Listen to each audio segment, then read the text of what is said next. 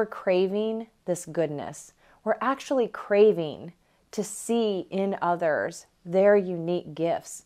We are craving to see people bring their magic to our organizations. We as leaders just need to learn, how do we help them pull that out?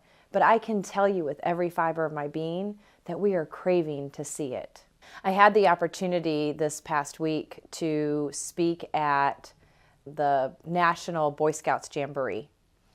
And leading up to it, I was really uncertain about what I wanted to talk about, how I was going to engage these 13 to, some cases 17, 18-year-old young men.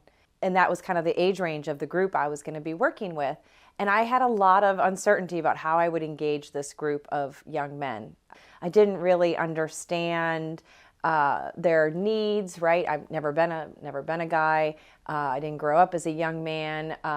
Granted, I was in the military around a lot of young men, but there's just a difference, right? And I also knew that some of my normal content probably wasn't going to be as helpful to them. And so I wanted to come up with something new. And I decided to use with this exercise I used to use with my airmen.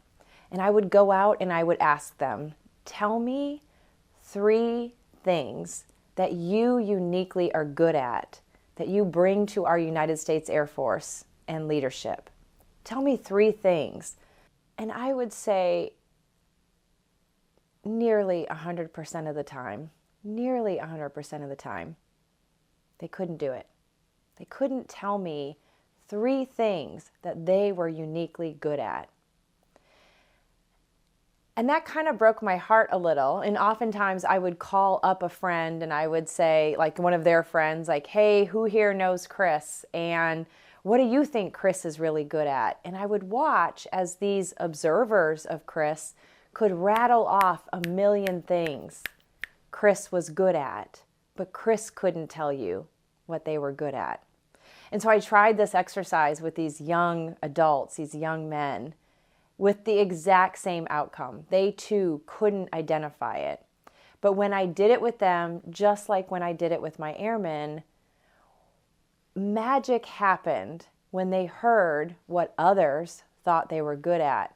Not only for the person hearing it, but for the person expressing it. When we get to express the things, the magic we see in others, it fills us up the same way it fills us up when we hear the goodness others see in us. And so that's what I did with these young guys, right? I just brought them up on stage and said, tell me what you're good at. Someone come help me tell me what Chris is good at.